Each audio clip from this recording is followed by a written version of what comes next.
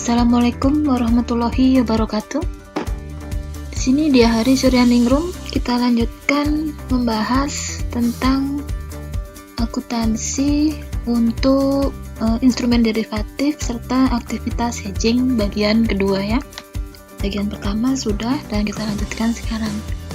Ini sekedar mengingatkan saja bahwa untuk kategori hedging itu sendiri ada 3, yaitu fair value hedge atau lindung nilai atas nilai wajar, kemudian cash value hedge, lindung nilai atas arus kas, dan yang terakhir lindung nilai atas investasi di operasi luar negeri. Yang lindung nilai ketiga ini akan kita bahas pada pembahasan yang berikutnya. Oke. Nah, kalau lindung nilai wajar itu resikonya adalah melindungi adanya perubahan nilai wajar dari sebuah aset atau liabilitas yang dilindungi oleh perusahaan. Sementara untuk lindung nilai arus kas itu melindungi dari variabilitas arus kas di masa depan. Nah, sedangkan untuk lindung nilai investasi akan kita bahas berikutnya pada pembahasan berikutnya ya. Nah, lindung nilai arus kas ini gambarnya seperti ini. Apa itu lindung nilai arus kas? Kita ulang lagi ya di sini. Nah, kalau yang kemarin kita bahas adalah lindung nilai arus kas yang berhubungan dengan komoditas, kemudian harga saham, dan juga untuk lindung nilai suku bunga. Maka di sini kita akan membahas lindung nilai untuk mata uang asing atau valuta asing ya. Biasa disebut sebagai falas, kalau di bahasa Inggrisnya adalah foreign currency. Di mana foreign currency ini didominasi untuk piutang atau utang. Nah, sebuah kontrak forward bisa dikualifikasikan sebagai lindung nilai atas arus kas itu jika variabilitas dari arus kas yang dilindungi itu betul-betul bisa dieliminasi dengan adanya lindung nilai ini. Dan kemudian transaksi untung rugi yang timbul dari pernyataan kembali atau uang yang didominasi atau uang asing yang didominasi dalam aset maupun liabilitas itu bisa disaling hapus dengan adanya reklasifikasi dari OCI pada periode masing-masing periode laba ya. Nanti ini akan kita bahas maksudnya. Kemudian yang ketiga, jika terjadi premi atau diskon yang terkait dengan hedging tersebut, maka harus diamortisasi ke laba dengan menggunakan effective interest rate, yaitu suku bunga efektif. Nanti kita coba cari bagaimana menghitung suku bunga efektif. Nah, contohnya di sini adalah lindung nilai arus kas untuk foreign currency denominated. Nah, untuk piutang usaha yang didominasi dengan mata uang asing. Situasi ini, nanti ini penjelasan akhirnya. Diasumsikan sebuah perusahaan WIN menjual peralatan rumah sakit kepada perusahaan di Britain yaitu Howard Ltd pada 2 November 2016 dengan nilai dalam pound sterling yaitu 100.000 pound. Nah, piutang ini akan diterima 90 hari kemudian. Karena ini dari 2 November, maka 90 harinya adalah 31 Januari 2017. Nah, untuk melindunginya, pada 2 November, WIN itu membuat kontrak forward dengan pihak broker Ross Company untuk melindungi ini posisi piutang usaha yang terekspos ya. Jadi yang memiliki risiko. Nah, lindung nilai ini diasumsikan bahwa kontrak forward ini akan diselesaikan secara bersih atau net settlement. Nah, oleh karena itu dikatakan di sini situasi di sini nih dianggap berkualifikasi atau memenuhi syarat sebagai lindung nilai arus kas karena kontrak forwardnya itu dapat completely eliminate ya, secara menyeluruh mengeliminasi variabilitas arus kas yang terkait dengan akun piutang usaha yang didominasi dalam pound sterling. Artinya apa? Sini 100.000 pound ini dilindungi oleh kontrak forward yang akan dilakukan 90 hari kemudian dengan Ross Company. Jadi ada dua ya transaksinya. Yang pertama Win dengan Howard, dan yang kedua Win dengan Ross. Win dengan Howard itu untuk transaksi jual beli peralatan, Win dengan Ross untuk transaksi lindung nilai. Nah, kursnya seperti ini ya. Pada tanggal 2 Desember ada kurs spot rate-nya untuk 31 Desember juga ada, dan 31 Januari saat penyelesaian transaksi ataupun kontrak juga ada.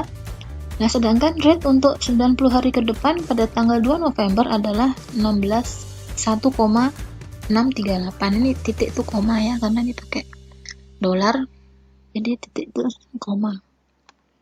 Nah, 1,638 ini itu merupakan settlement rate ya, atau kurs yang ditetapkan dalam kontrak antara Win dan Ross.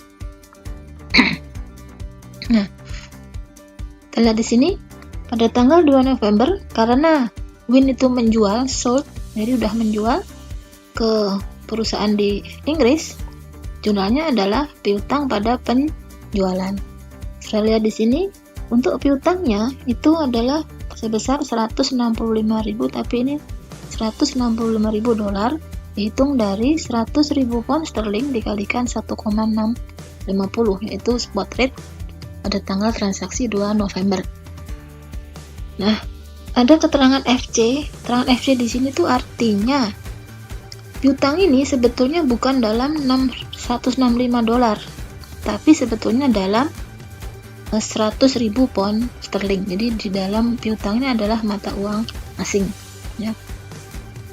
Nah, penjualannya tetap dalam dolar sehingga penjualannya tidak perlu dilakukan restatement atau perubahan nilai ketika terjadi perubahan nilai kurs, karena ini tetap sudah dalam dolar. Sementara yang account receivable atau piutangnya itu dicatat dalam dolar, tetapi sebetulnya dia piutang yang dalam valuta asing, yaitu 100.000 pound sterling. Sudah jelas ya kasusnya. Nah, diasumsikan juga bahwa tingkat suku bunga diskon rate-nya adalah sebesar 12% per tahun ya, sehingga per bulannya adalah 1%. Nah, pada tanggal 31 Desember tadi rate-nya kan ini 1660 untuk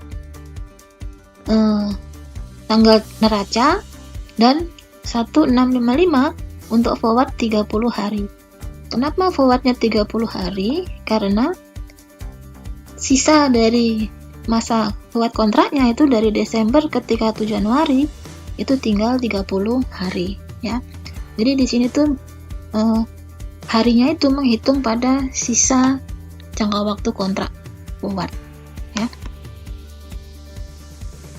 Oke. Nah, karena ada perubahan nilai kurs dari 1650 menjadi 1660, nilai kursnya naik. Karena ini piutang, maka piutangnya akan bertambah nilainya. Nah, karena piutang nilainya bertambah, maka diakui adanya untung selisih kurs, exchange gain ya. Jadi dapatnya piutang pada untung kurs. Untung selisih kurs sebesar 1.000. Itu untuk melakukan penyesuaian terhadap utang usahanya. Kemudian jangan lupa untuk forward kontraknya juga dilakukan penyesuaian, karena sekarang jangka waktunya sudah jadi 30 hari lagi ya. Nah, dengan rate-nya juga berubah dari semula 1,638, sekarang per 31 Desember kontrak forward 30 harinya itu 1,655. Selisihnya adalah 0,017 dikalikan 100.000 jadi 1.700. Diskon faktornya ini 1,01, yaitu 100% ditambah tadi 1%. Jadi 1,01 pangkat 1. Jadi 1.700 dibagi dengan 101 pangkat 1 adalah 1,683. Oleh karena ini adalah kursnya naik ya, maka forward kontraknya tadi, ingat ya, Kalau tadi yang dilindungi adalah piutang di sisi debit, maka forward kontraknya ada di sisi kredit ya. Nah, lawannya adalah OCI, karena ini adalah untuk melihat perubahan selisih kurs yang diakui sebagai OCI sepanjang transaksinya itu sendiri belum terjadi. Artinya apa? Transaksi antara pihak Win dengan Howard itu sudah dilakukan penjualan. Tetapi transaksi antara Win dengan Ross itu belum dilakukan, tapi hanya diperjanjikan ya. Dibuatkan perjanjian. Makanya pada tanggal 2 November tidak ada jurnal untuk mencatat transaksi antara Win dan Ross. Nah, namun demikian, perjanjian tadi pada 31 Desember mengalami perubahan nilai, sehingga harus diukur dengan nilai wajar. Nah, di sini OCI-nya berarti mengalami rugi ya, perusahaan, atau OCI-nya di debit. Ini mengurangi SE itu stockholder equity, jadi mengurangi ekuitas. Ada utang sebesar 1683. Nah, selanjutnya pada tanggal 31 Desember, jangan lupa tadi bahwa transaksi ini itu harus saling bisa menghapuskan ya. Karena tadi diakui di sini ada gain sebesar 1000, maka gain ini harus dihapus dengan membebankannya pada OCI ya. Jadi di jurnal adalah exchange loss pada OCI. Sehingga exchange loss yang di sini akan menghapus exchange gain yang ada di jurnal yang pertama. Nah, kalau gitu tadi dikatakan yang ketiga adalah ini ya, yang kedua tadi offsetnya tuh harus relasinya di offsetkan dengan OCI. Ini yang dimaksud dengan tadi ya, ini di offset dengan OCI. Kalau ada untung rugi di offset dengan OCI atau disaling hapus dengan OCI. Other comprehensive income. Nah, sekarang bagaimana menentukan apakah terjadi diskon atau premi yang harus diamortisasi? Nah, dalam kasus ini terjadi diskonto. Jadi yang harus diamortisasi adalah diskon transaksi forward. Kenapa terjadi diskonto? Karena spot rate pada tanggal 2 November itu adalah 1,650, ya kan? Ini sedangkan perusahaan itu bersedia untuk settlement atau untuk menetapkan dengan pihak broker yaitu si Ross seharga 1,638. Jadi sebetulnya perusahaan itu sudah memastikan untuk arus kas di masa depan bahwa perusahaan akan bersedia menerima kurang 1.200, itu kurang dari yang ditetapkan kalau dia menggunakan 1,650. Sehingga 1,650 dikurangi dengan 1,638 itu adalah sebesar, dikalikan dengan 100.000 pound sterling, itu adalah sebesar 1.200. Jadi semula perusahaan itu mau menerima 165.000, tetapi dengan perjanjian dengan Ross dia bersedia menerima 163.800. Jadi 165.000 dikurangi 163.800 adalah 1.200. Jadi artinya apa? Perusahaan memastikan bahwa dia bersedia untuk mendapatkan kurang dari yang seharusnya 1.650. Oke? Makanya terjadi diskonto, ada pengurangan nilai. Nah, diskonto ini kemudian harus diamortisasi dengan menggunakan tadi langkah ketiga adalah ini premi diskon diamortisasi ke laba dengan menggunakan tingkat suku bunga yang efektif ya. Maka ini cara menghitung suku bunga efektifnya ya. 2 November adalah 165, nilai hedging aset atau liabilitas 165.000 pada tanggal tanggal lindung nilai ya, dikalikan dengan 1 plus R pangkat N. N-nya ini 3 bulan, karena tadi 90 hari. sedangkan R-nya itu dihitung di sini.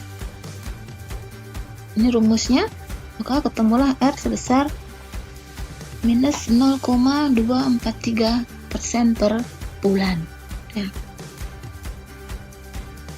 Oke.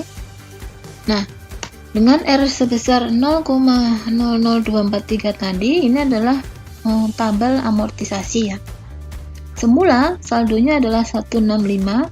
Nah, 165.000 ini harus diamortisasi menjadi lebih kurang karena nantinya nilai yang disepakati adalah 163.800. Oleh karena itu, saldo 165.000 dikalikan dengan 0, persentase bunga efektif tadi, ketemulah 401. Kemudian 165.000 dikurangi 401, ketemulah 164.599. Ini dikalikan dengan 0, rate bunga efektif, ketemunya 400. Begitu seterusnya, sehingga terakhir ini adalah 1.200 atau jumlah yang disepakati untuk didiskontokan antara Win dan Ross ya. Nah, untuk bulan tahun 2016 itu dari November dan Desember ada 2 bulan, maka ada 401 dan 400, totalnya adalah 801. Ini diamortisasi dengan cara, karena amortisasi berarti terjadi rugi selisih kurs ya. Rugi selisih kurs, amortisasi adalah diskon. Ada rugi selisih kurs pada OCI sebesar 801. Oke. Nah, dengan demikian, setelah jurnal ini, maka saldo-saldo yang ada di 31 Desember akhir periode adalah untuk piutangnya ada 166.000, untuk kontrak forwardnya ada 1683, dan untuk OCI-nya adalah 118. Sementara ada amortisasi untuk diskontonya adalah sebesar 801, yaitu istiqlal ini ya. Nah, mari kita lihat dari manakah 166.000. Seperti biasa ya, jurnal itu kita jumlahkan saja. Di sini ada 165 untuk piutang, kemudian ada lagi 1.000, jadi 166, udah nggak ada lagi jurnal untuk piutang. Maka saldo piutangnya per 31 Desember 2016 adalah 166.000. Itu juga dengan forward kontrak dengan cara yang sama, saudara hitung sendiri, maka akan hasilnya ini. Oke. Nah, kita lanjutkan. Nah, ini adalah 30 Januari, yaitu pada tanggal settlement atau tanggal penyelesaian, baik itu penyelesaian transaksi dengan pihak Win dan pihak Inggris, dan Win dengan Ross pihak broker ya. Oke. Nah, dengan pihak Inggris, perusahaan akan menerima kas sebesar 166.500 dan piutangnya tadi, masih ingat piutangnya adalah 166.000, yaitu berasal dari saldo akhir ini 166.000. Kasnya ini 166.500 itu dihitung dari nih 1,665 dikalikan 100.000 pada tanggal 30 Januari. Spot rate-nya adalah 1,665. Sehingga ada laba selisih kurs atau exchange gain sebesar 500. Itu adalah untuk transaksi dengan pihak Inggrisnya. Nah, bagaimana dengan transaksi dengan pihak Ross atau kontrak forwardnya juga harus ditetapkan pada nilai wajar ya. Nah, di sini Win harus membayar Ross. Kenapa? Karena rate-nya yang ditetapkan adalah 163.800, padahal spot rate-nya adalah 166.500. Sehingga Win harus membayar Ross sebesar 2.700 untuk selisih kurs yang lebih tinggi dari yang sudah ditetapkan. Ya. 165 dikurangi 1638 dikalikan 100.000 pound sterling. Nah, mencatatnya adalah ini. Karena sekarang yang harus dibayarkan ke Win adalah 2.700, padahal utang kontrak forwardnya ini ada saldonya adalah 1683, maka tinggal di sini selisihnya saja supaya utang kontraknya itu menjadi 2.700 seperti hitungan ini ya. Sehingga jumlahnya adalah OCI pada utang kontrak forward sebesar 1017. Nah, kalau kita jumlahkan, maka saldo 31 Desember 1683 itu akan ditambah dengan jurnal di sini, maka saldo dari utang kontrak forwardnya adalah 2.700. Oke. Selanjutnya, setelah utang kontrak forward tadi 2.700 ditetapkan sesuai dengan nilai wajar, maka utang kontrak forward tadi harus dilunasi, harus dibayar oleh Win kepada Ross sebesar 2.700 dengan jurnal kontrak forward pada kas, ya. Nah, kita harus offset lagi ya, tadi kita akui adanya gain, ini 500 exchange gain, maka di sini harus ada pengakuan exchange loss dibebankan pada OCI sebesar 500 juga, sesuai dengan syarat kedua tadi. Nah, yang terakhir adalah untuk menyelesaikan diskonto ya. Masih ingat ini diskontonya masih sisa 399. Ini juga harus diselesaikan dengan mendebit exchange loss dan mengkredit OCI.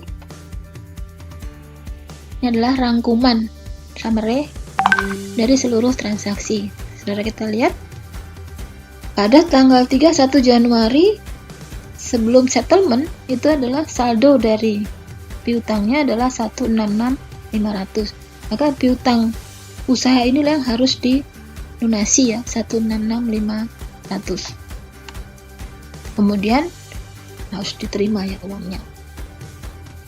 Kita lihat di sini apa betul 166 ya, 166.500 betul ya. Kemudian untuk kontrak forwardnya setelah di entry debit kredit akhirnya kontrak forwardnya jadinya 0. Kontrak selesai, begitu dengan OCI. OCI-nya jadi 0. Sementara efeknya dalam income atau dalam laba rugi itu terjadi amortisasi yang nilainya adalah sebesar 801 ini untuk 31 Desember 2016 dihitung dari gain loss ketemulah 801 dan amortisasinya. Sementara dengan di 31 Januari 2017 itu ada 3.900 dampak di laporan laba rugi.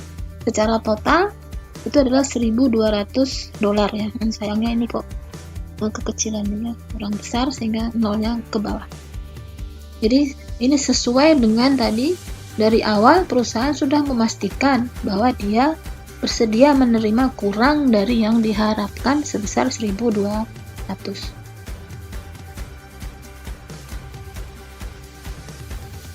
Lindung nilai untuk atau lindung nilai atas nilai wajar ya. Nah, contoh yang saya pakai di sini adalah contoh yang sama yang digunakan untuk lindung nilai arus kas. Kalau saudara membaca bukunya, ada contoh lain ya. Nanti contoh lain ada di slide berikutnya. Tapi nanti saya akan membahas contoh yang sama saja supaya saudara bisa membandingkan antara lindung nilai atas arus kas dan lindung nilai atas nilai wajar dengan kasus yang sama. Oke. Nah, di sini sebuah perusahaan minyak US itu menjual minyak ke perusahaan di Inggris yaitu Monato pada 26 November 2016. Nah, tanggal billingnya atau tanggal tagihannya adalah penagihan penjualannya adalah tanggal 26 November 2016 dan pembayarannya itu harus diselesaikan 90 hari kemudian, yaitu 30 Januari 2017. Nah, sesuai dengan penjualannya, US Oil kemudian memasuki atau membuat kontrak forward untuk mengirim 100.000 pound sterling kepada broker valuta dalam waktu 90 hari. Kenapa di sini US Oil itu akan mengirimkan atau menjual? Mengirimkan berarti menjual ya kepada broker $100.000 karena nanti pada tanggal 30 Januari kalau penjualan kreditnya tadi berhasil ditagih, maka penagihan tadi dalam bentuk valuta asing kasnya akan diberikan atau sesuai dengan perjanjian kontrak forward akan dikirimkan kepada broker valuta ya. dalam waktu 90 hari. Nah, transaksi ini tidak akan diselesaikan secara bersih. Artinya masing-masing itu ada transaksi sendiri, tidak ada penyelesaian apapun antara pihak broker dengan pihak US Oil. Ya. Nah, pound sterling itu akan dikirimkan ke broker. Jadi betul-betul nanti pihak US Oil itu harus mengirimkan uangnya ke broker valuta 90 hari kemudian. Nah, exchange rate-nya itu sama seperti transaksi sebelumnya, supaya kita bisa membedakan nanti. Pada tanggal 2 November, setelah sini ada 2 transaksi yang harus dibuat, yaitu penjualan minyaknya dengan Monato di Britain, dengan mencatat account receivable atau piutang usaha yang dalam bentuk valuta asing pada penjualan. Ya. Nilainya adalah 165.000 berasal dari kurs spotnya adalah 1,650 dikalikan 100.000 pound sterling. Ya. Kurs spot 1,650 dikalikan 100.000 pound sterling. Sementara kita lihat di sini ada transaksi dengan broker exchange-nya tadi. Ya. Transaksi dengan broker itu di jurnal adalah kalau di sini ingat ya, kalau kita melakukan hedging maka yang dilakukan adalah lawannya ya. Maka valuta asing FC di sini harus sama dengan FC lawannya. Sehingga utang kontrak forward itu dalam bentuk valuta asing, sementara piutang kontrak forward itu dalam mata uang dolar, mata uang lokal yaitu perusahaan US Oil tadi. Nilainya adalah sesuai dengan yang diperjanjikan oleh kontrak, yaitu sebesar 1,638 kalikan 100.000 pound sterling. Sampai di sini kelihatannya ada kontrak yang saling hapus di sini. Jadi dianggap sebagai hedging, cuman bukan hedging arus kas. Nah, pada tanggal 31 Desember, piutangnya itu harus disesuaikan untuk merekselefikan nilai dari current exchange rate atau nilai tukar kini, nilai tukar pada tanggal neraca. Sehingga ada 1.000 exchange rate yang harus dicatat. Dari mana 1.000 itu? Berasal dari ini. Di tanggal neraca, kursnya adalah 1,660, sementara kurs tanggal transaksi adalah 1,650. Dikalikan dengan 100.000 pound sterling adalah 1.000 dolar. Ya. Karena kursnya meningkat, maka terjadilah kenaikan piutang usaha yang sebenarnya adalah piutang usaha dalam 100.000 pound sterling, naik dalam dolar menjadi 1.000 dan ada diakui untung selisih kurs 1.000. Ya. Ini adalah saldo-saldo setelah dicatat, maka sekarang piutang usaha itu punya saldo 166.000. Ini piutang usaha dalam valuta asing ya. Nah, setelah kita menyesuaikan account receivable atau piutang usaha, kita juga harus menyesuaikan kontrak forward. Karena ini adalah lindung nilai atas nilai wajar. Ya. Yang semula adalah 1,638 kalikan 100.000. Nah, sekarang kurs yang sekarang adalah 1,655. Ini berdasarkan kurs forward 30 hari. 30 hari adalah dimulai dari 31 Desember sampai selesainya kontrak adalah akhir Januari. Sebesar 1,655 dikalikan 100.000 sehingga ada selisih 1.700. Jangan lupa 1.700 ini memiliki present value yang dihitung dengan 1.700 dibagi dengan 1,01 pangkat 1, yaitu 1683. Oleh karena itu di jurnal, kalau di sini account receivable-nya bertambah, maka pasti kontrak forward-nya akan bertambah. Yang jelas ini harus saling hapus ya. Sehingga di sini ada rugi kurs sebesar 1683 dan utang kontrak forward-nya bertambah 1683. Dengan demikian saldo kontrak forward-nya ini saldo hutang. Sementara piutang usahanya 166.000 itu berasal dari ini 165 tambah dengan 1.000. Sementara untuk kontrak forwardnya ini ada dalam bentuk utang, posisi kredit ya.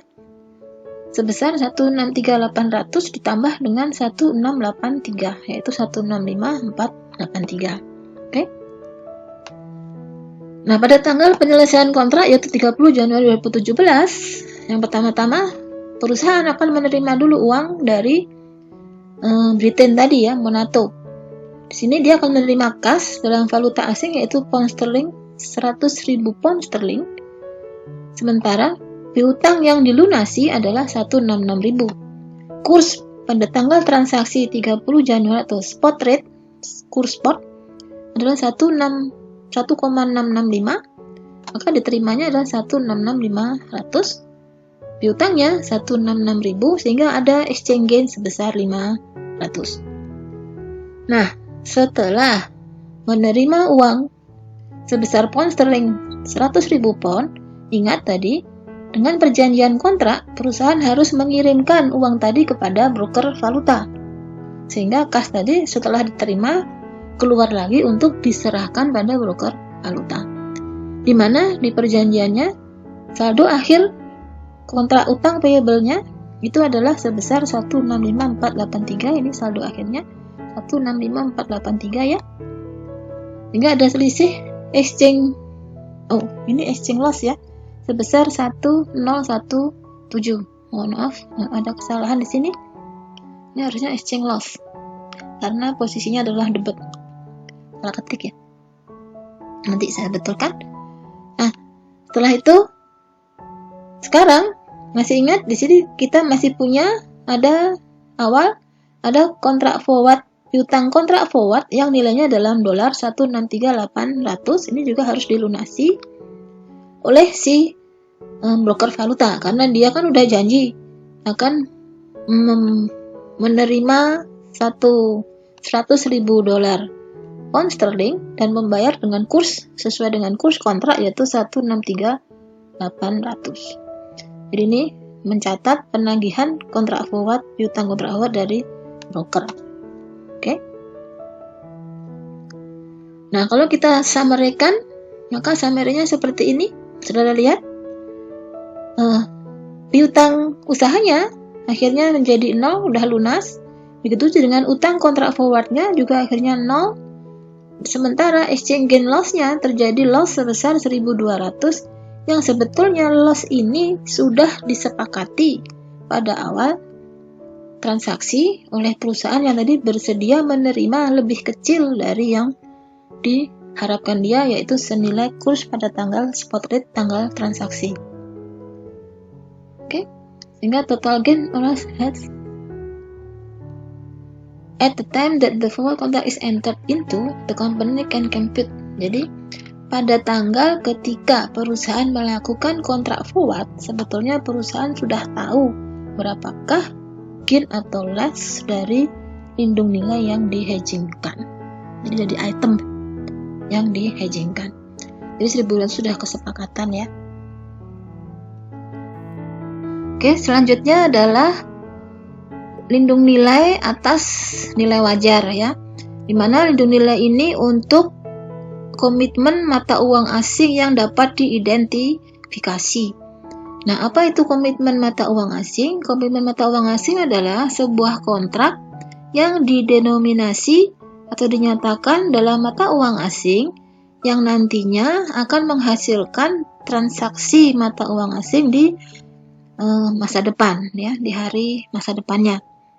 Sebagai contoh, ketika sebuah perusahaan di US itu membuat kontrak untuk membeli peralatan dari Kanada dengan harga yang sudah ditetapkan di masa depan, future date, sehingga invoice-nya atau fakturnya didenominasi dalam mata uang dolar Kanada, maka perusahaan US tadi itu akan memiliki exposure atau terekspos terhadap perubahan rate change ya, exchange rate, perubahan kurs nilai tukar karena future price atau harga di masa depan dalam US dollar itu mungkin meningkat atau menurun pada saat transaksi itu sendiri terjadi atau komitmennya tadi dilaksanakan ya.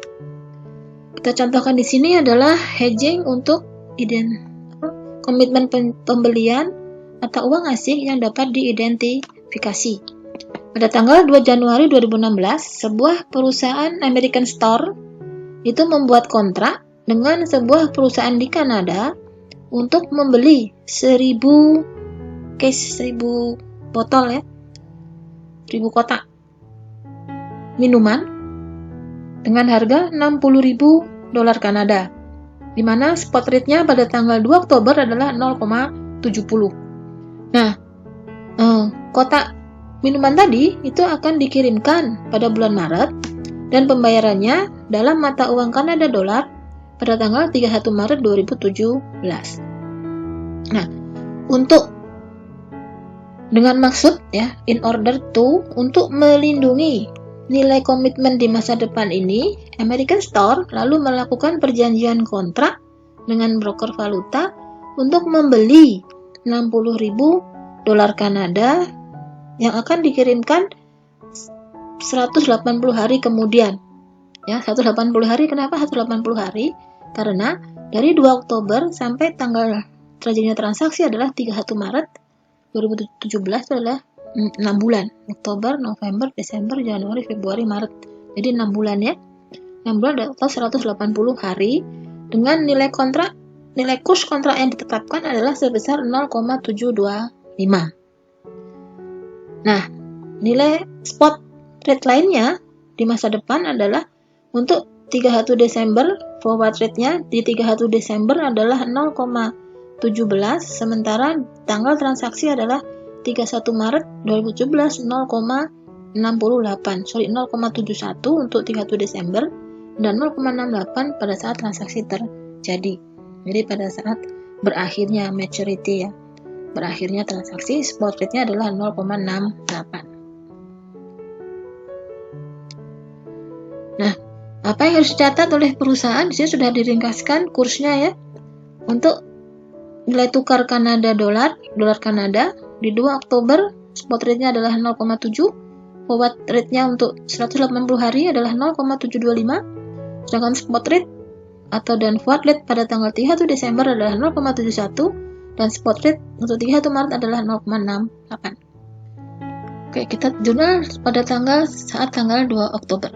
Perhatikan di sini bahwa yang dibuat jurnal hanya transaksi antara perusahaan tadi American Store dengan pihak broker ya, tapi transaksi antara American Store dengan Canadian dollar itu masih berupa komitmen sehingga belum dibuat jurnalnya ya.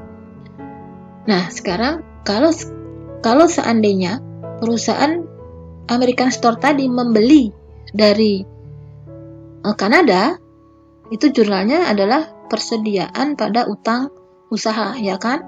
Nah, utang usaha tadi adalah dalam valuta asing sebesar 60.000 $60.000 Kanada.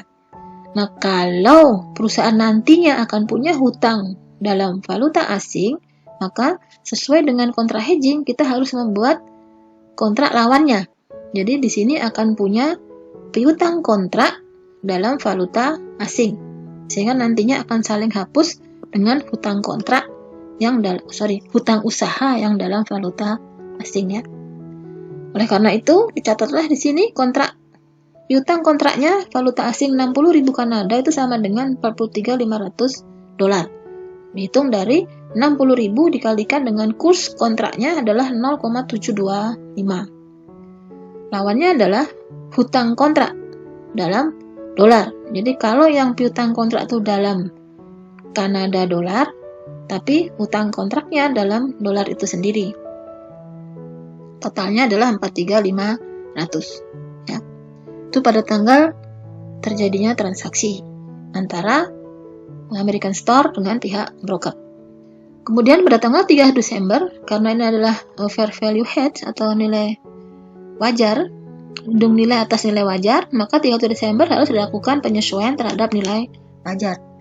Nah, pada saat ini nilai kurs wajarnya adalah 31 Desember 0,71. Sehingga kalau tadi piutangnya turun dari 0,725 menjadi 0,71, maka terjadi yang namanya exchange loss ya. piutangnya berkurang, tagihan dalam valuta asingnya berkurang sebesar 900, selisih antara 0,725 dikurangi 0,71. Nah, seperti biasa, setelah itu, karena di sini diakui adanya exchange loss, maka harus diakui adanya exchange gain supaya terjadi saling hapus. Di mana exchange gain-nya ini akan menambah nilai dari komitmen yang dilakukan terhadap perusahaan Kanada. Ini diakumulasi sebagai aset ya. Jadi letaknya perubahan nilai komitmen dalam Canadian dollar itu masuk sebagai akun di aset. Ada exchange gain dengan nilai yang sama supaya ada saling hapus. Selanjutnya, pada tanggal 31 Maret yaitu terjadinya transaksi diselesaikan, maka perusahaan akan menyelesaikan dulu. Yang pertama adalah tadi di sini ada utang kontrak yang dalam dolar ya.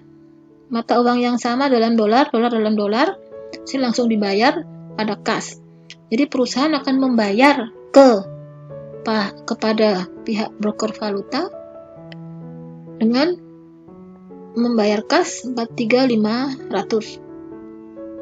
Sementara itu, setelah membayar dengan kas, maka perusahaan akan memperoleh kas dalam bentuk valuta asing. Ya. Nah, tadi kan dia punya tagihan ke broker valuta ini ya.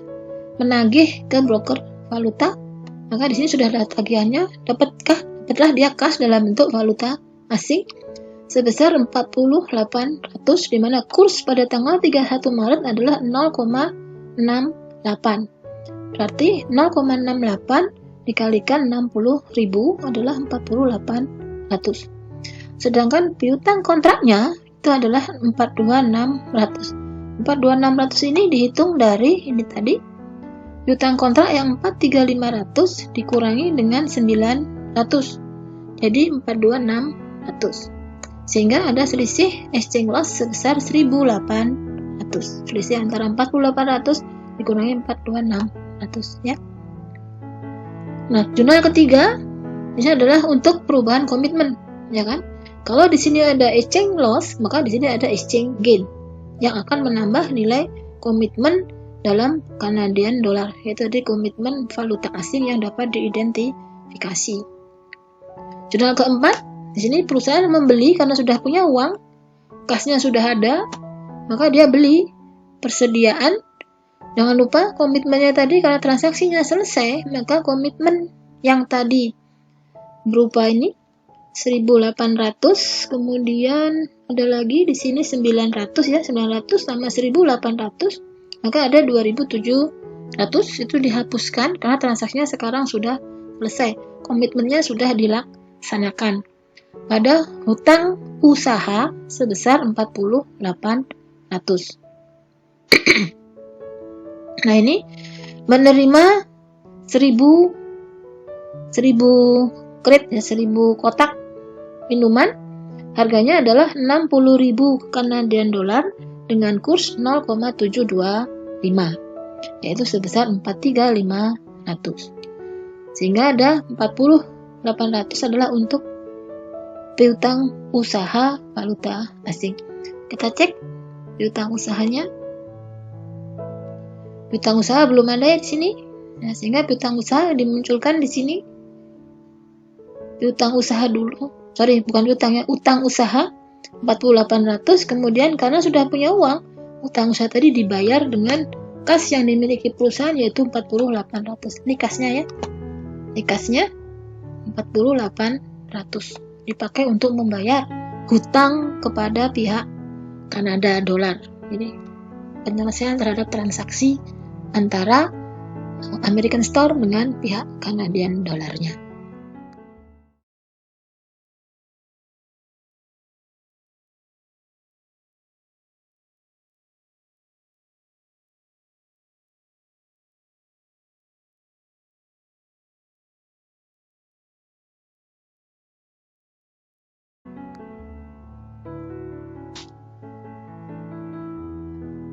Arus kas ya. Ada contoh lain untuk lindung nilai atas arus kas, yaitu lindung nilai untuk mengantisipasi transaksi mata uang asing atau transaksi mata uang asing yang masih diantisipasi. Di sini Contohnya, Win Corporation itu mengantisipasi akan membuat kontrak pada tanggal 2 Desember 2016, ini masih didiskusikan untuk membeli peralatan berat dari Smith Ltd yang ada di Scotland dengan nilai kontrak adalah 500.000 British pound atau pound sterling ya. Nah, peralatan ini diantisipasi akan dikirimkan ke Win dan jumlahnya, nilai pembayarannya akan dilakukan pada 2 Maret 2017. Tapi pada saat tanggal 2 Desember itu belum terjadi penandatangan apapun, jadi masih melakukan perundingan. Namun demikian, Win merasa pasti bahwa komitmen ini akan jalan, sehingga dia berusaha untuk mengantisipasi komitmen tadi dengan melakukan lindung nilai, supaya tidak terjadi perubahan nilai kurs, yaitu 500.000 British tadi kan cukup besar. Jadi perlu dilindungi nilai kursnya.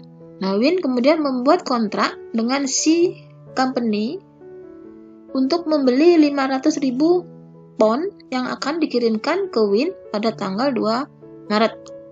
Kenapa dia membeli? Karena kalau dari si company Win memperoleh pound sterling 500.000 pound, maka jumlah uang tadi bisa dibayarkan kepada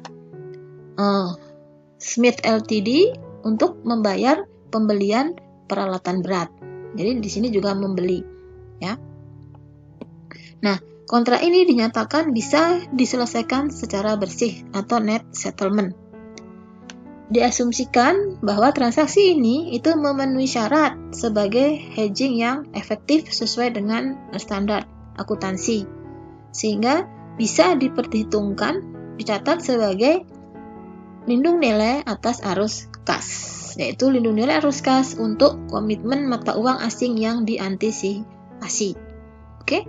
Nah, tanggal 2 Desember 2016 saat Win tadi bermaksud untuk berunding dan juga saat dia mengantisipasi komitmen atas pembeliannya, di sini spot rate-nya adalah 1,7, sedangkan forward rate-nya untuk 90 hari ke depan adalah 1,68. 90 hari itu dihitung dari 2 Desember sampai 2 Maret. Jadi mulai bulan Desember, Januari, Februari. Ya, Maret nggak dihitung karena ini sudah awal bulan, sudah jatuh tempo. Nah, pada tanggal 2 Desember itu tidak ada jurnal yang dicatat. Karena sebetulnya ini masih perjanjian semua, ya. Cuman perjanjian ini konsepnya dianggap pasti ya. Nah, selanjutnya 31 Desember, karena tadi 60 hari kontrak rate-nya itu berubah menjadi 1,69, di mana forward kontrak rate 1,68 berubah menjadi 1,69, maka harus dilakukan estimasi atas nilai wajar kontrak, ya, di mana bunga diasumsikan adalah sebesar 12% tingkat suku bunga. Sehingga jumlah perubahan kurs tadi akan mengakibatkan perbedaan sebesar 5.000, yaitu selisihnya 0,01 dikalikan dengan 500.000 pound sterling ketemu 5.000. Nah, 5.000 ini kan nanti nilai 60 hari ke depan, sehingga harus di present value-kan selama 2 bulan, yaitu 1,01 pangkat 2. 1,01 berasal dari 100% 1 ditambah I pangkat N, ya. I-nya adalah ini 12% dibagi per bulannya adalah 1%. 1% per bulan 0,1, jadi 1,01 pangkat 2 bulan, yaitu 60 hari kontrak forward. Sisa 60 hari. Ketemulah nilai sekarang dari 5.000 adalah 4.901. Nah, 4.901 ini itu merupakan perbedaan nilai wajar, ya. Oleh karena itu, forward kontraknya bertambah sebesar 4.901 dan OC-nya akan dicatat sebesar 4.901. Pertanyaannya, kenapa kok forward kontraknya asetnya bertambah? Nah, di sini karena nilai kontraknya ini kan mengalami penambahan, ya. Perubahan dari semula 1,68 menjadi 1,69, sehingga ada kenaikan nilai sebesar 4.901. Oke. Nah, pada tanggal 31 Desember itu seperti pada syarat ketiga untuk arus kas itu harus melakukan amortisasi terhadap diskon atau premium. Pertanyaannya sekarang, apakah ini diskonto atau premi? Kita lihat lagi. Kalau transaksinya tadi awalnya adalah 1,70 di tanggal 26 Desember, ini ya. Tadi 26 apa tadi? 2 Desember 2016, itu rate-nya adalah 1,7, forward-nya adalah 1,68, sehingga di sini terjadi penurunan nilai. Nah, penurunan nilai itu maka terjadi diskon rate. Ya. Kita harus mencari berapakah rumus bunga efektif atas diskon rate yang terjadi ketika perusahaan bersedia menerima kurang dari yang diharapkan, yaitu semula 1,70 dikalikan ini 500.000 pound ditambah dikalikan dengan 1 plus R pangkat N sama dengan 1,68. Ini adalah forward-nya pada tanggal 2 Desember, dikalikan juga 500.000 pound, maka ketemulah adalah R. Suku bunga efektifnya adalah 0,003937. Nah, dengan demikian kita buat adalah list atau daftar amortisasi ya. Pada saat perusahaan saldonya adalah 850.000. 850.000 itu dari mana? Berasal dari 500.000 dikalikan 1,70, ya kan? 850 ini nanti pada saat akhir jatuh tempo akan menjadi 840. Nah, di sini 850 diamortisasi dengan mengalihkan 850.000 dikalikan dengan suku bunga efektif. Ketemulah 3346. Nah, ini diamortisasi selama 90 hari atau 3 bulan.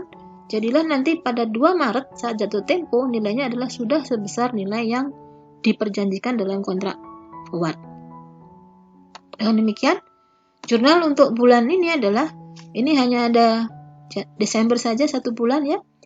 Ketemu adalah 3346. Dimana di sini kalau di sini ada 3346, jadi ada penurunan ya, ini diskon amortisasi atas diskonto, maka OC-nya akan di debit ya. Exchange gain akan di kredit sebesar 3346. Oke. Jadi ini untuk mengamortisasi OC yang sudah mempengaruhi income perusahaan pada periode terjadinya transaksi ini, yaitu 31 Desember. Kemudian pada tanggal jatuh temponya, ini adalah saldo-saldo ya, balance. Forward kontraknya itu bersaldo debit 4901, itu didapat dari ini forward kontrak, saldo debit 4901. Sementara OC-nya semula bersaldo kredit 4901, kemudian bersaldo debit 3346, sehingga saldo OC-nya sekarang menjadi 1555 bersaldo kredit. Nah, pada tanggal 2 Maret itu dilakukan dulu adjustment, penyesuaian atas kontrak forward dan atas peralatan yang akan dibeli. Diasumsikan pada 2 Maret ini kurs spotnya adalah 1,72. Dengan demikian, pada tanggal ini, on this date, nilai dari kontrak forwardnya itu mengalami perubahan 1,72 dikurangi dengan 1,68. 68 adalah perjanjian kontraknya ya pada awal. Perubahannya adalah sebesar 20.000 nih ya, kalikan 500.000 pound, ketemulah 20.000 dolar. Nah, padahal saldo akhirnya tadi adalah 4901 kan, debit, ya kan? Nah, karena mengalami kenaikan dari 4901 menjadi 20.000, maka yang dicatat adalah kenaikannya saja. Dengan membuat jurnal satu ini, yaitu forward contract di debit, OC di kredit, maka sekarang nilai dari kontrak forwardnya adalah sebesar 20.000, ya kan? Jadi saldo awalnya akhir tahun adalah 4901 di debit, ditambah dengan jurnal ini 15099, maka saldo per tanggal ini adalah 20.000. Nah, Win, di sini dikatakan kontrak forward ini akan menaikkan nilai kontrak forward karena ada kenaikan nilai. Ya, kenaikannya adalah 15.099. Sehingga Win akan menerima 20.000 dari C karena spot rate-nya itu lebih tinggi dari forward kontraknya. Jadi karena spot rate-nya adalah lebih tinggi, maka Win akan menerima selisih harga ini yang diperjanjikan sebesar 20.000. Oke. Kemudian jurnal kedua ini adalah untuk membeli peralatan ya, karena sekarang peralatannya sudah dibeli, to purchase equipment. Peralatannya dibeli dengan harga 860, itu dihitung dari kasnya, yaitu sekarang nilainya adalah 1,72 dikalikan 500.000, yaitu 860.000. Ini menggunakan spot rate pada tanggal 2 Maret ya. Nah, setelah itu si katakan Win akan menerima kan dari si, maka di sini kas di debit dan forward kontrak di kredit sebesar 20.000. Jadi artinya apa? Sekarang saudara lihat kas yang dikeluarkan oleh Win adalah ini, tambah ini ya, 860 dia bayar tetapi dia terima 20.000, sehingga Win sebetulnya hanya membayar sebesar 840.000, di mana 840.000 itu sudah diperjanjikan di sini tadi. Yang dibayar 840 ya. Atau dengan kata lain, hitung dari 500.000 dikalikan 1,68. Jadi sebetulnya Win tidak membayar 860, tapi hanya 840. Karena yang 20 dibayar oleh si company ya. Nah, setelah itu kita masih memiliki ini, masih amortisasi diskontonya masih diamortisasi 3,346 kan. Sementara yang Januari sama Maret belum dilakukan pencatatan amortisasi untuk mengamortisasi nilai yang diantisipasi valuta asing tadi. Totalnya adalah sebesar 6654. Ini dia. Ya. Jurnalnya adalah OCI pada exchange gain. Ya, karena ini mengamortisasi, maka nilai OCI-nya akan didebit dan exchange gain-nya akan diakui sebagai adanya amortisasi dari nilai yang diantisipasi tadi. Nah, kalau kita buat summary-nya, ini adalah saldo sebelum ya, balance before settlement. Jadi saldo sebelum melakukan settlement. Kita lihat forward kontraknya pada tanggal 2 Desember itu tidak ada jurnal, berarti masih 0. Kemudian 31 Desember ada penambahan, dan kemudian di 2 Maret ada penambahan sehingga totalnya 20.000. Nah, 20.000 ini kemudian di settlement dengan jurnal ketiga ini harus membayar ini tadi ya, jurnal ketiga kas pada forward kontrak. Jadi forward kontraknya akhirnya 0. Yang tadi bisa debit 20.000 menjadi dikredit dengan jurnal tadi dan kas diterima oleh perusahaan. Sedangkan OCI-nya, kita lihat OCI-nya sesuai dengan jurnal-jurnal tadi akan menghasilkan balance pada 2 Maret adalah sebesar 10.000.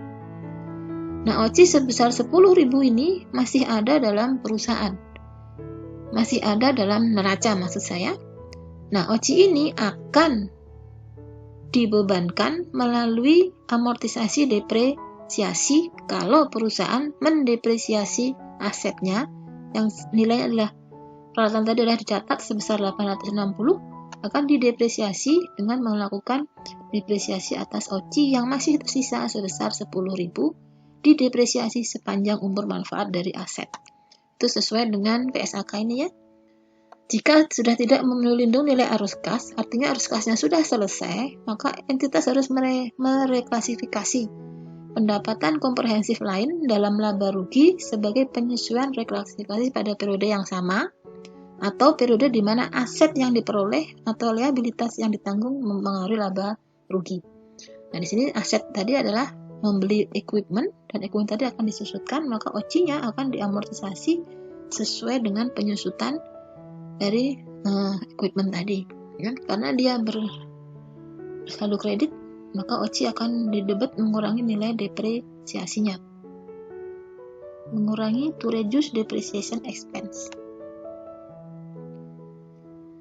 Nah, contoh yang lain adalah spekulasi ya. Nah, kalau spekulasi ini bukan transaksi hedging ya, bukan transaksi lindung nilai, karena namanya spekulasi. Coba-coba, spekulasi itu seperti judi kayaknya ya.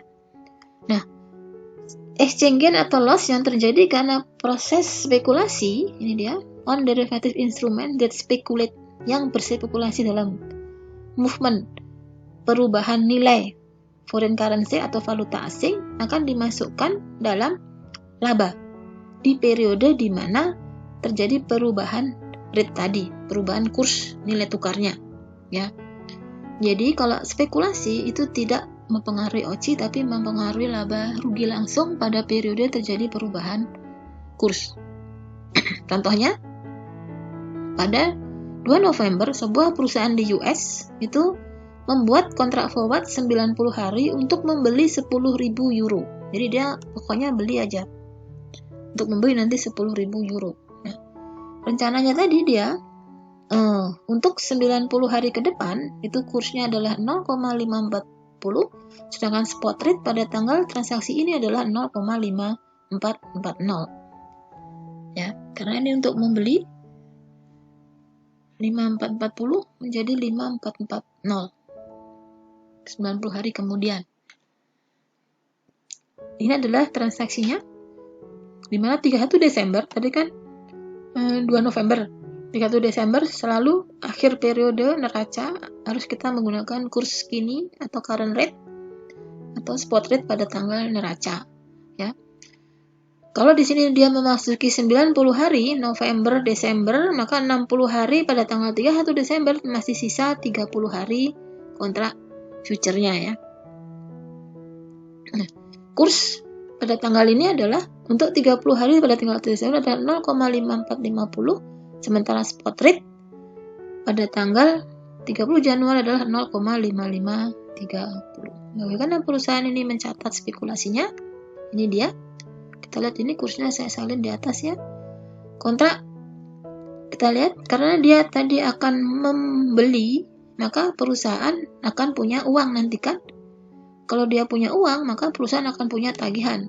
Tagihannya berupa kontrak, piutang kontrak yang valuta asingnya adalah 10.000 euro, dolarnya adalah 5.400, yaitu 0,5400. Ini adalah kontrak future 90 hari, kursnya ini tadi, ya, 0,5400, sehingga di sini dicatatnya 2 November adalah 0,5400 dikalikan 10.000 euro, yaitu debit utang kontrak dalam valuta asing euro, dolarnya 5.400. Satunya lagi adalah utang kontrak yang dalam mata uang sama dolarnya sebesar 5.400. Selanjutnya 31 Desember. Karena di sini 31 Desember untuk kontrak forward-nya itu terjadi perubahan dari 0,5400 menjadi 0,5450. Jadi ada 0,5450 dikurangi dengan 0,5400, ya, dikalikan 10.000 euro, sehingga karena kursnya naik, ya kan, kursnya naik, maka piutang kontraknya bertambah, ya, sebesar 50, dan ini adalah untung, selalu diakui sebagai untung selisih kurs sebesar juga 50. Kemudian tanggal 30 Januari di mana diselesaikan kontrak yang 90 hari tadi, diterima kas, kurs pada saat ini adalah 0,5530. Sehingga selisih antara nilai 0,5450 adalah nilai pada saat 31 Desember sebesar 80, ada exchange gain. Nah, kas sebesar 5530 ini adalah kurs 0,5530 dikalikan dengan 10.000 euro, yaitu 5530. Sedangkan kontrak piutang kontraknya adalah 5450. Ini berasal dari sebenarnya saldo ini, ya, 31 Desember, yaitu piutang kontrak 5.400 ditambah dengan 50, jadi 5.450. Selisihnya adalah berupa exchange gain atau dihitung dengan cara ini bisa. Nah, yang terakhir, karena tadi di sini kontrak ini sudah selesai, hutang kontraknya selesai. Sekarang tinggal hutang kontraknya yang dalam dolar diselesaikan dengan dibayar hutang kontrak pada kas sebesar 5.400. Ini dipakai untuk mencatat pembayaran atas hutang kontrak kepada pihak broker.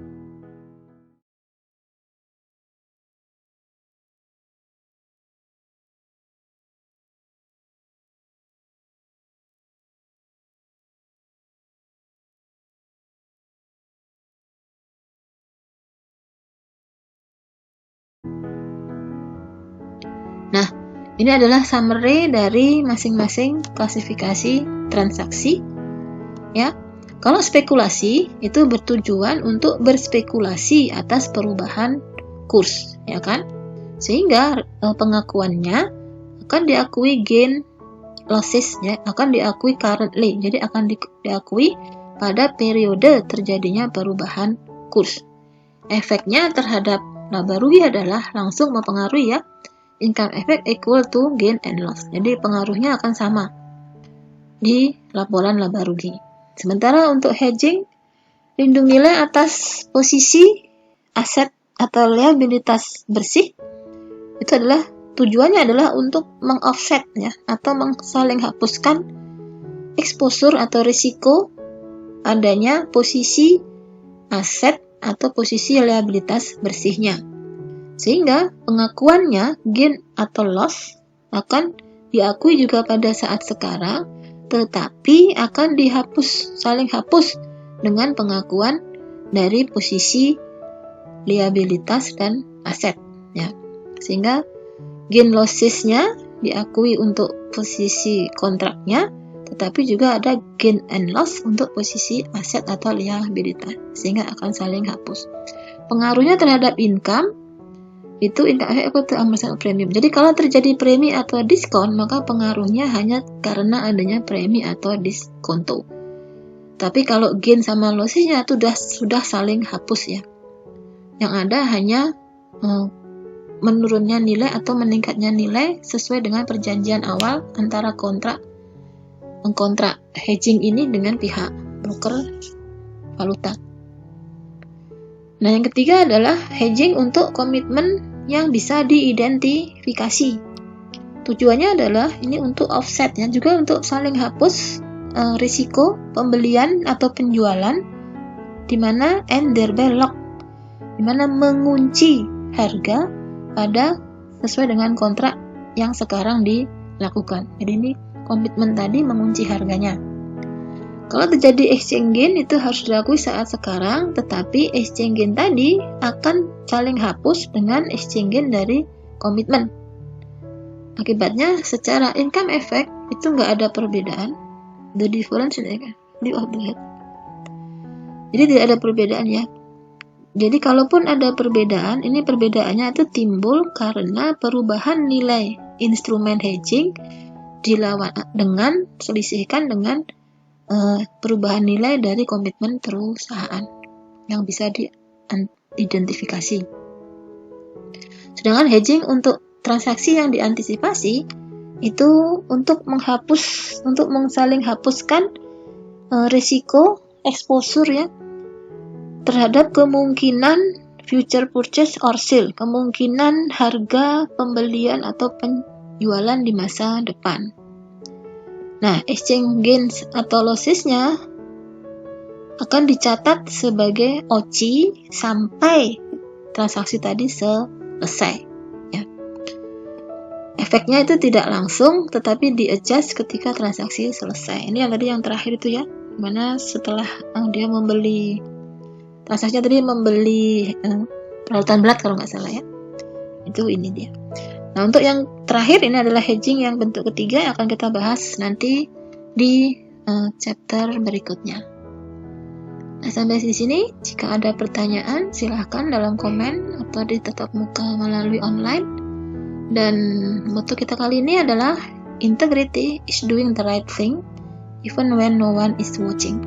Jadi, integritas itu adalah selalu berusaha melaksanakan the right thing, ya, meskipun tidak ada yang melihat. Jadi, meskipun tidak ada yang ngecek, tidak ada apa, itu saudara tetap melakukan hal yang berintegritas. Dan thank you, terima kasih. Sampai di sini paparan saya, mudah-mudahan cukup jelas. Wassalamualaikum warahmatullahi wabarakatuh.